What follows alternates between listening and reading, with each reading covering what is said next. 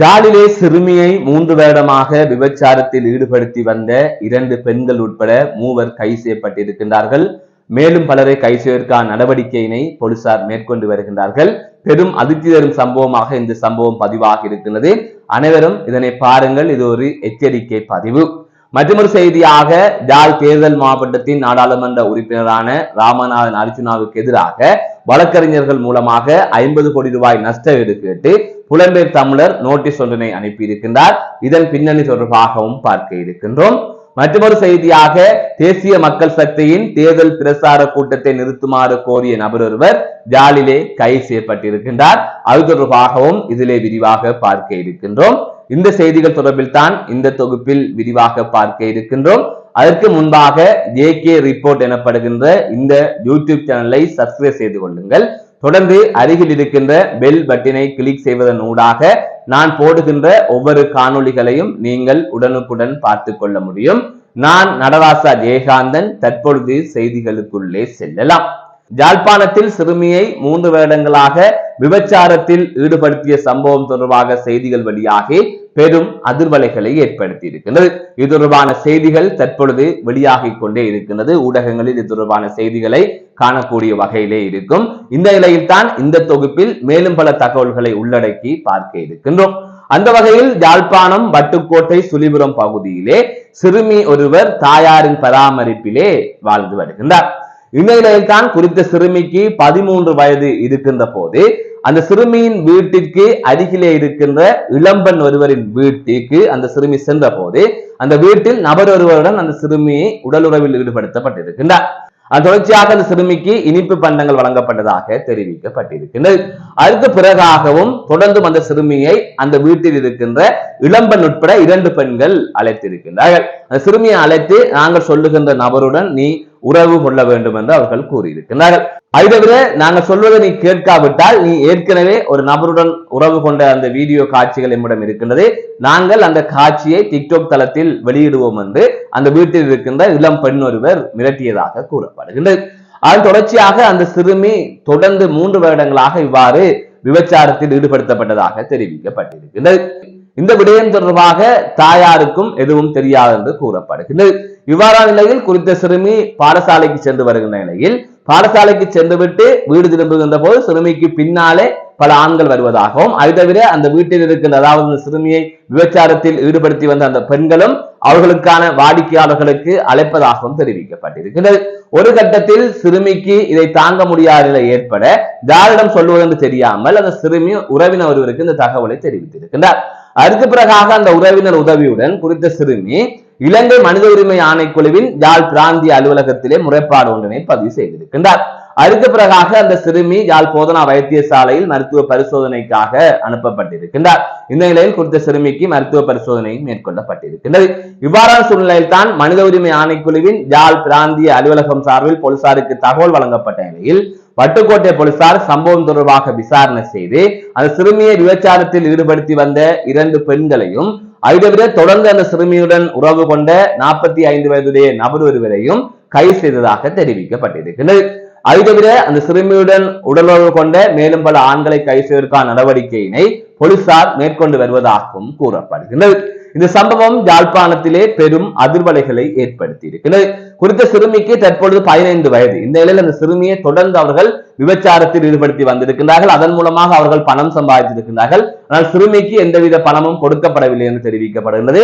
இவ்வாறான சூழ்நிலையில் தான் அந்த சிறுமி சொல்லனா துன்பங்களை அனுபவித்திருக்கின்றார். இதே போல யாழ்ப்பாணத்தில் பல சம்பவங்கள் நடந்து வருகின்றது.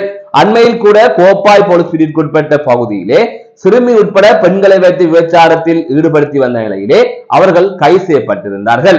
அது தொடர்பான செய்திகளை நாங்கள் அண்மையிலே பார்த்திருப்போம். அதை தவிர யாழ்ப்பாணம் நெல்லியடி பகுதியிலே காற்று நிலையம் ஒன்றில் அதாவது பச்சை குத்து நிலையம் ஒன்றிலே மாணவி பாலியல் துஷ்பிரயோகத்திற்கு உள்ளாக்கப்பட்டிருந்தார். இவ்வாறு பல சம்பவங்கள் யாழ்ப்பாணத்தில் இடம்பெற்றுக் கொண்டிருக்கின்றது. சிறுமிகளுக்கு எதிராக பாலியல் ரீதியான பல சம்பவங்கள் அங்கு இடம்பெறுகின்றது. அது தவிர அண்மையில் கிளிநொச்சியில் சிறுமி உட்பட சில பெண்கள் விபச்சாரத்தில் ஈடுபட்டு வந்த நிலையில் அவர்கள் கைது செய்யப்பட்டார்கள். அதே போல கிளிநொச்சியைச் சேர்ந்த ஒரு பெண் ஒருவர் முல்லைத்தீவுக்கு சென்ற நிலையில் முல்லைத்தீவில் இருக்கின்ற பெண்களால் சிறுமி விபச்சாரத்துக்கு உட்படுத்தப்பட்ட சம்பவம் தொடர்பாகவும் செய்திகள் வெளியாகி இருந்தது. ஆக இவ்வாறு அடுத்தடுத்து பல சம்பவங்கள் தொடர்ந்து எமது பகுதியிலே இடம்பெறுகின்றது. மாணவிகளுக்கு எதிராக பாலியல் குற்றங்கள் நிறையவே நடக்கின்றன. எனவே இது தொடர்பாக பெற்றோர் கவனம் எடுங்கள். பெற்றோர் இருக்கின்ற பிள்ளைகள் தான் இதில் அதிக அளவிலே பாதிக்கப்பட்டிருக்கிறார்கள். பெற்றோர் தங்களது பிள்ளைகள் தொடர்பாக கொஞ்சம் அவதானமாக செயற்பட வேண்டும். பிள்ளைகளின் நடவடிக்கைகளை கண்காணிக்க வேண்டும். ஒருவரும் தங்கள் பிள்ளைகளுக்கு நடக்காத நினைப்பதுதான் இந்த சம்பவங்கள் நடப்பதற்கெல்லாம் பிரதானமான காரணம். அதை தவிர பிள்ளைகளை அவர்கள் அச்சுறுத்துகின்ற போது பிள்ளைகள் பெற்றோரிடம் சொன்னால் அடி விழுமோ, தாய் அடிப்பாவோ, தந்தை அடிப்பாவோ என்கின்ற அச்சத்தில் அதை சொல்லாமல் துன்பங்களை எல்லாம் அனுபவித்து வருகின்றார்கள். இதே பிள்ளைகளுடன் மனம் விட்டு பேசுங்கள். இது தொடர்பாக மிக மிக எச்சரிக்கையாகவும் கவனமாகவும் இருங்கள். மற்றொரு செய்தியாக யாழ் தேர்தல் மாவட்டத்தின் நாடாளுமன்ற உறுப்பினர் அர்ச்சுனா ராமநாதனுக்கு எதிராக வழக்கறிஞர்கள் மூலமாக நஷ்டஈடு கோரி ஒரு நோட்டீஸ் அனுப்பப்பட்டிருக்கின்றது. கடந்த மார்ச் மாதம் இந்த நோட்டீஸ் அனுப்பப்பட்டதாக தெரிவிக்கப்பட்டிருக்கின்றது. 50 கோடி ரூபாய் நஷ்டஈடு கோரியே இவ்வாறு ஒரு நோட்டீஸ் அனுப்பப்பட்டிருக்கிறது. ஜெர்மன் குடியுரிமை பெற்ற புலம்பெயர் தமிழர் ஒருவராலே இவ்வாறு நோட்டீஸ் அனுப்பப்பட்டிருப்பதாக கூறப்படுகின்றது. அர்ச்சுனா ராமநாதன் உள்ளிட்ட இருவர் கடந்த பிப்ரவரி மாதம் குறித்த ஜெர்மனியில் வசிக்கின்ற நபருக்கு எதிராக பல அவதூறு கருத்துக்களை பரப்பியதாக கூறப்படுகின்றது. பல குற்றச்சம்பவங்கள் தொடர்பாகவும் பண மோசடிகள் தொடர்பாகவும் அவர் மீது குற்றம் சுமத்தி அவர்கள் கருத்து வெளியிட்டதாகவும் இதனால் மனைவி மற்றும் மகள் கடும் மன உளைச்சலுக்கு உள்ளாகியதாகவும் பொது அவமானத்திற்கு உள்ளாக்கப்பட்டதாகவும் அதை தவிர குறித்த நபருக்கும் வேலையிடங்களில் பிரச்சனை ஏற்பட்டதாகவும் இந்த நிலையில் தான் இதற்காக நஷ்டஈடாக 50 கோடி ரூபாய் கேட்டு வழக்கறிஞர்கள் மூலமாக அர்ச்சுனாவுக்கு நோட்டீஸ் அனுப்பப்பட்டிருப்பதாக தெரிவிக்கப்பட்டிருக்கின்றது. இது தொடர்பான செய்திகள் தற்பொழுது மீண்டும் வெளியாகி இருக்கின்றது. ஏற்கனவே இது தொடர்பான செய்திகள் வெளியாகிய நிலையில் தற்பொழுது மீண்டும் ஊடகங்களிலே வெளியாகி இருக்கின்றது.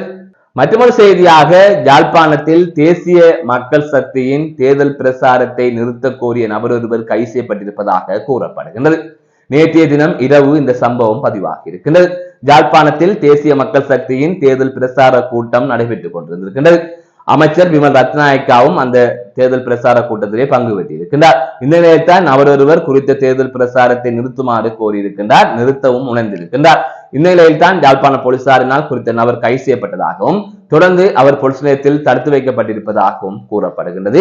இது தொடர்பான மேலதிகமான விசாரணைகள் இடம்பெற்று வருவதாகவும் தற்பொழுது தகவல்கள் வெளியாகி இருக்கின்றது. இந்த நிலையத்தான் ஏற்கனவே சொன்ன செய்தி தொடர்பாக நான் மேலும் சில தகவல்களை கூறுகின்றேன். அதாவது மாணவிகள் சிறுமிகளுக்கு எதிரான துஷ்பிரயோக சம்பவங்கள் துஷ்பிரயோக சம்பவங்கள் இவ்வாறு இடம்பெற்றுக் கொண்டிருக்கின்றது. நான் ஏற்கனவே கூறியது போல அதனை தாண்டி மாணவிகளும் தற்பொழுது போதைக்கு அடிமையாக்கப்படுகின்றார்கள். இது தொடர்பான தகவல்களும் கிடைக்கப்பெற்றிருக்கின்றன. அதாவது மாணவிகளுக்கு போதை மாத்திரைகளை கொடுத்து அந்த மாணவிகளை இவ்வாறு கட்டாய பாலியல் வல்லுறவுக்கு உட்படுத்துகின்றார்கள் சில கயவர்கள். இவ்வாறான சம்பவங்களும் ஆங்காங்கே இடம்பெற்றுக் கொண்டிருக்கின்றது. இது தொடர்பாகவும் பெற்றோர்கள் கவனம் செலுத்துங்கள். அதை தவிர ஆண்களும், அதாவது மாணவனாக இருக்கட்டும் சிறுவனாக இருக்கட்டும், அவர்களும் இவ்வாறு போதைப் பொருளுக்கு அடிமையாகி வருகின்றார்கள். குறிப்பாக யாழ்ப்பாணத்தில் மாபாவுடன் கஞ்சா கலந்து விற்கப்படுகின்றது. இளைஞர்களே இவ்வாறு விற்பனையில் ஈடுபடுகின்றார்கள். இது தொடர்பாக பலரும் கைது செய்யப்பட்டுக் கொண்டிருக்கிறார்கள். போதை பாவனை என்பது தற்பொழுது யாழ்ப்பாணத்தில் அதிக அளவிலே இருக்கின்றது. இதனை பலருமே அவதானித்து பல இடங்களிலும் கூறியிருக்கிறார்கள். வெளிப்படையாக இங்கு போதை பாவனைகள் இருக்கின்றது. ஆகையால் இது தொடர்பாக பெற்றோர்கள் கவனமாக இருங்கள். எங்களது இளைஞர் சமுதாயத்தை பாதுகாக்க வேண்டிய தேவை எங்களிடம் இருக்கின்றது. சமூக ஆர்வலர்கள் சொல்லிக் கொள்பவர்கள், இந்த அரசியல்வாதிகள் கொஞ்சம் இளைஞர் ஜோதிகள் மீது கவனம் செலுத்துங்கள். சிறுவர் சிறுமிகள் மீது கவனம் செலுத்துங்கள். சமூகமாக ஒன்றிணைந்து இதனை தடுக்க வேண்டிய தேவையும் இருக்கின்றது. ஆகையால் இது தொடர்பாக அனைவருமே ஒன்றிணையுங்கள். இதை நான் தொடர்ந்து வலியுறுத்தி வருகின்றேன். மீண்டும் ஒரு காணொலி சந்திக்கின்றேன். நான் நடராசா ஜெயகாந்தன்.